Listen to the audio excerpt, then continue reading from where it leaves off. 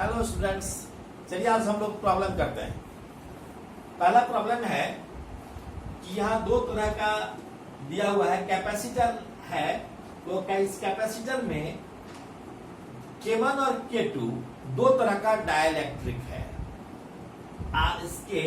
इसका separation between the plates D है और एरिया इसका टोटल एरिया प्लेट्स का A है और दो भाग में बांटते हैं तो आधे भाग का एरिया A/2 और आधे भाग का एरिया A/2 है। इसी में आधा पार्ट में हमने डाइलेक्ट्रिक ऐसा दिया जिसका कांस्टेंट K1 है और दूसरे पार्ट का डाइलेक्ट्रिक कांस्टेंट K2 है। इसका कैपेसिटेंस C1 है। K1 और K2 का वैल्यू दिया हुआ है। K1 का 2 वैल्यू है, K2 का वैल्यू 3 है। अब देखिए कि ऐसा ही स्लैब, ऐसा ही मेटल प्लेट्स दूसरा भी है, लेकिन अंतर है ये कि इसमें P और Q के बीच हम दो स्लैब लिए हैं। यह दो स्लैब देखिए कैसे है। यह दो स्लैब का रखने का ढंग इससे और इसमें डिफरेंट है। इसका प्लेट का सरफेस एरिया टोटल A ही रह गया है, जबकि इसमें प्लेट एरिया A/2 और A/2 में बट गया है और यह कुल मिलाकर A ही है। अब हमको निकालना है C1 का वैल्यू इसमें, C2 का वैल्यू इसमें। C2 से कैपेसिटेंस है तो C2 का वैल्यू निकालना है और तीसरा क्वेश्चन है C1 और C2 का रेशियो निकालना है। तो सबसे पहले इसको देखें। इन फिगर 1 आप देख रहे हैं कि P और Q के बीच दो कैपेसिटर है। एक कैपेसिटर यह है, दूसरा कैपेसिटर यह है। तो क्या दोनों के बीच का पोटेंशियल डिफरेंस दोनों कैपेसिटर के लिए सेम है या डिफरेंट है? सेम है। दोनों के बीच का इसके और इसके बीच potential difference Vp minus BQ है, तो इस कैपेसिटर के लिए भी Vp माइनस BQ है और इस कैपेसिटर के लिए भी Vp माइनस BQ है। समान पोटेंशियल डिफरेंस है, इसलिए C इज इक्वल टू क्या लिखेंगे? दोनों को जोड़ देंगे। तो यहाँ C1 अगर इसका इक्विवेलेंट कैपेसिटेंस है तो C1 इज इक्वल टू लिखेंगे K1 एप्सिलॉन नॉट A के जगह पर A/2 divided by separation between the plates D है, तो बाय D। दूसरे के लिए क्या है कि plus K2 epsilon not A/2 divided by D है, K1 और K2। अब इस तरह से हम लिख सकते हैं क्या कि this is equal to K1 epsilon naught A by 2D plus K2 epsilon naught A by 2D। हम चाहें तो K1 epsilon naught A 2D को हम कॉमन ले सकते हैं। Epsilon naught A by 2D into K1 plus K2। अब जरा सोचिए K1 और K2 का हम अगर वैल्यू दे दें तो यह वैल्यू क्या आएगा? 3 plus 2, this is 5. So this is 5 epsilon naught A divided by 2D. यह हमारा C1 का वैल्यू आ गया। अब हम C2 का वैल्यू निकालेंगे तो देखें कि C2 का वैल्यू कैसे निकालते हैं। अब दूसरे फिगर में हम देखें, ये दूसरा फिगर में है तो एक कैपेसिटर ये है, दूसरा कैपेसिटर ये है और दोनों के बीच अलग अलग पोटेंशियल डिफरेंस है। मान लीजिए कि यहाँ का पोटेंशियल V1 है, यहाँ का पोटेंशियल V है, यहाँ का पोटेंशियल V2 है, तो एक का पोटेंशियल डिफरेंस होगा V1 माइनस V, दूसरे का होगा V माइनस V2। लेकिन चार्ज दोनों पर सेम होगा, अर्थात सीरीज में होगा यह। और सीरीज में जब होगा तब हम क्या करेंगे? तब हम 1/C equal to 1/C1 plus 1/C2 का फॉर्मूला यूज करेंगे। तो लिखेंगे 1/C2 is equal to 1/K1 epsilon naught A divided by D/2। इसको हम डिवाइड करेंगे D/2 से, ठीक है, plus 1/K2 epsilon naught A divided by D/2। इसको हमने डिवाइड कर दिया तो D/2 से डिवाइड कर दिया तो 2 तो चला जाएगा यहाँ, D चला जाएगा ऊपर। सो 1/C2 इज इक्वल टू हमने लिखा तो D/2 पर लिखेंगे तो D/2 2k1 epsilon naught a plus d by 2k2 epsilon naught a। अगर हम यहाँ d by 2 epsilon naught a को हम कॉमन ले लें तो यह हो जाएगा 1 by k1 plus 1 by k2 या C2, इसको हम एक लाइन और लिख लें d by 2 epsilon naught a, यह हो गया k1 k2 divided by k2 plus k1 या k1 प्लस k2। सो C2 बराबर हो जाएगा k1 k2 2 epsilon naught a divided by d into k1 plus k2। और इसको यदि हम वैल्यू दे दें k1 और k2 दैट इज 5, तो यह हो जाएगा 2 k1 k2 epsilon naught a divided by 3 plus 2 this is 5d। तो ये दोनों क्वेश्चन बन गया। अब तीसरा क्वेश्चन हम देखें। तीसरा क्वेश्चन निकालना है C1 और C2 का रेशियो। तो हम कि C1 और C2 का रेशियो क्या होगा, इसलिए C1 by C2 this is equal to, यह थर्ड क्वेश्चन होगा, थर्ड पार्ट है। C1 और C2 का रेशियो क्या होगा, सो देखें। C1 कितना था 5 epsilon naught a by 2d, 5 epsilon naught a by 2d divided by इतना होगा, तो यह चला जाएगा ऊपर, तो हम लिखेंगे इनटू k1 k2 भी है, इसका भी हमको कर देना है, यूज कर लेना है। This is 5d divided by 2 into k1 into k2 that is 2 into 3 और epsilon naught a, epsilon naught a हमारा 5d,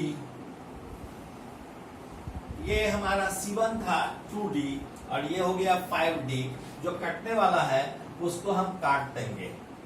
this is equal to, ये epsilon naught a से epsilon naught a cancel, this is d से d cancel, 5 by 2, तो ये हो जाएगा 5 by 2 into 2 into 2 into 3, this is 24, 5 25, 25 हो गया by 24, this is the ratio. Okay, corona discharge, ये वह कोरोना नहीं है जिसके हम लोग आज शिकार हो चुके हैं, जिसके कारण पूरा विश्व परेशान है। यह वह कोरोना नहीं है, यह कोरोना बहुत दिनों से है और इसको हम लोग पढ़ते आ रहे हैं इलेक्ट्रोस्टैटिक्स में, इसलिए इसको पढ़ने से आप घबराएंगे नहीं। यह इन्फेक्शस डिजीज नहीं है। तो देखें कोरोना डिस्चार्ज क्या होता है। ये ए और बी दो स्फीयर हैं जिनका रेडियाई क्रमशः R1 और R2 है और दोनों को एक कंडक्टिंग वायर से जोड़ दिया गया है, दोनों जुड़े हुए हैं। अब सपोज कीजिए कि इस सिस्टम पर हमने कोई चार्ज Q दिया, तो Q हम देंगे तो Q दो भाग में डिस्ट्रीब्यूट हो जाएगा। सपोज कीजिए कि A पर चला आया Q1 चार्ज और B पर चला आया Q2 चार्ज, दोनों पर अलग अलग चार्ज आ गया। किस पर ज्यादा चार्ज होगा और किस पर कम चार्ज होगा, किसका चार्ज डेंसिटी ज्यादा होगा और किसका कम होगा, यह बात की बात है, इसको भी हम देखेंगे। यह बात है कि दोनों को जब हम दोनों चूंकि कनेक्टेड है वायर से, कंडक्टिंग वायर से, इसलिए पोटेंशियल इसका जितना होगा उसका इसका भी उतना ही पोटेंशियल होगा। यानी पोटेंशियल ऑफ ए अगर हम VA मान ले रहे हैं तो VA और पोटेंशियल एट बी अगर VB मान ले रहे हैं तो VA बराबर VB क्यों होगा। तो यहां हम देखें कि VA का वैल्यू कितना है। पोटेंशियल एट ए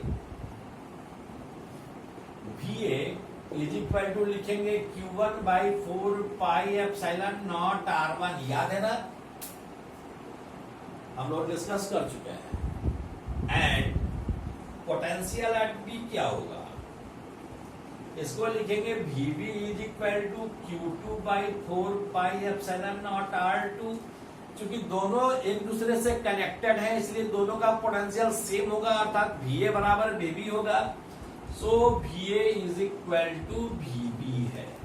इसलिए क्या हम लिख सकते हैं कि Q1 by 4 pi epsilon naught R1 में be written as Q2 by 4 pi epsilon naught R2।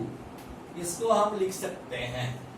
अब जब इसको हम लिख सकते हैं, 4 पाई एप्सिलॉन नॉट तो कैंसिल हो जाएगा।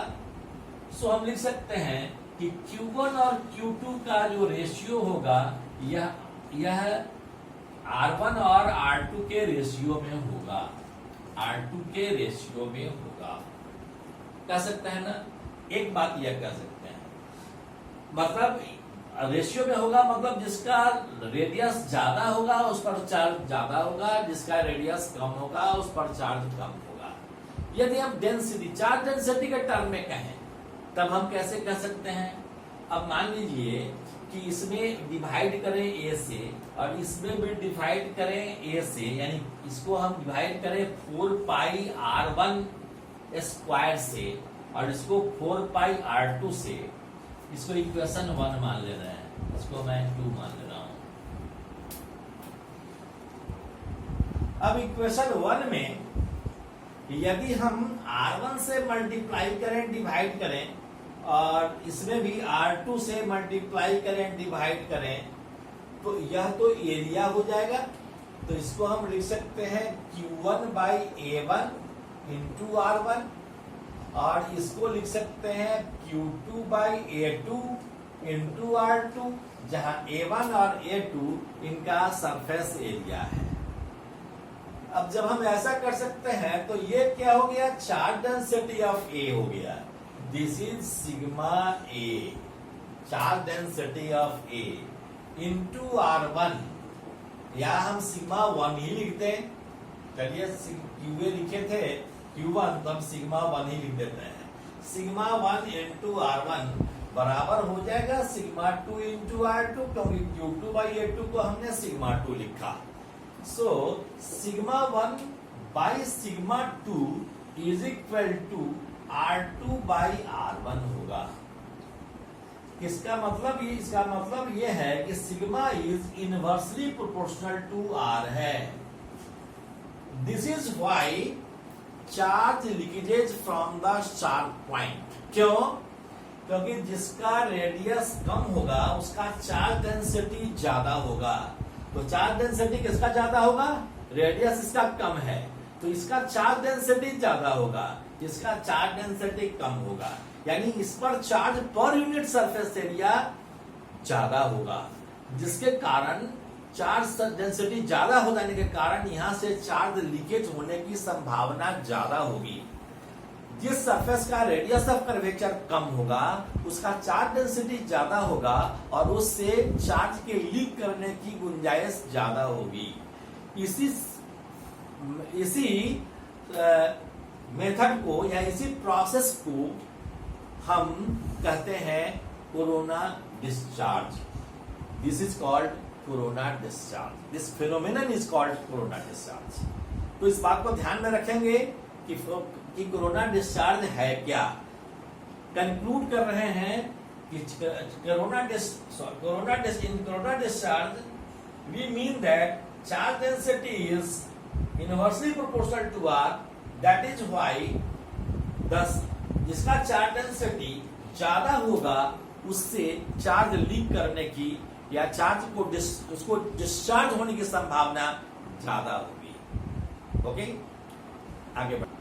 अब जरा सपोज कीजिए कि ऐसा एक बॉडी है, इस पर हमने चार्ज डाल दिया। चलिए इस पर हमने चार्ज डाल दिया।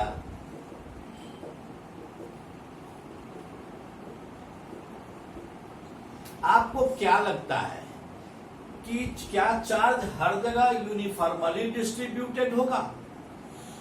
नहीं, चार्ज हर जगह यूनिफॉर्मली डिस्ट्रीब्यूटेड नहीं होगा। चार्ज डेंसिटी कहीं ज्यादा होगा, कहीं कम होगा। जिस पॉइंट का, जहां पर, जिस प्लेस पर सरफेस एरिया कम होगा, सरफेस एरिया जहां कम होगा, सॉरी, जहां रेडियस ऑफ कर्वेचर कम होगा, वहां चार्ज डेंसिटी ज्यादा होगा। जैसे देखिए, अगर इस पार्ट से अगर स्फीयर की कल्पना करते तो यह स्फीयर कुछ ऐसा होता और इसका रेडियस ऑफ कर्वेचर इतना बड़ा होता। लेकिन वहीं आप देखिए, इस पार्ट की बात कीजिए, इस पार्ट से अगर कर्वेचर हम कोई हम स्फीयर खींचे तो वह स्फीयर इतना ही बड़ा होता और उसका रेडियस बहुत ही छोटा होता। अर्थात जहां शार्प पॉइंट है, यहां रेडियस ऑफ कर्वेचर कम है, और जहां रेडियस ऑफ कर्वेचर कम है वहां से कोरोना डिस्चार्ज होगा, अर्थात वहां से चार्ज लीक करेगा। इसलिए अगर कोई फिगर में इस तरह का दिया हुआ है तो आप समझेंगे कि शार्प पॉइंट से चार्ज लीकेज करेगा। आप थंडर स्टॉर्म से बचने के लिए इस तरह के डिवाइस का यूज करते हैं, ठीक है। थंडर स्टॉर्म से बढ़ने के लिए आप देखते होंगे कि नुकीला पार्ट रॉड का लगा रहता है जो अर्थ से जुड़ा रहता है, नीचे अर्थ के नीचे कॉपर प्लेट लगा रहता है उस रॉड में। और कोई भी चार्ज जब थंडरिंग होता है तो थंडरिंग से क्या होता है कि उस पर एक इंड्यूस चार्ज आ जाता है जो क्लाउड्स को या इस तरह के चार्ज को रिपेल कर देता है, या फिर भी जब चार्ज आ जाता है तो वह अर्थ को भेज देता है और टॉल बिल्डिंग सुरक्षित रहते हैं, ठीक है। तो बस आज इतना ही। Thank you very much.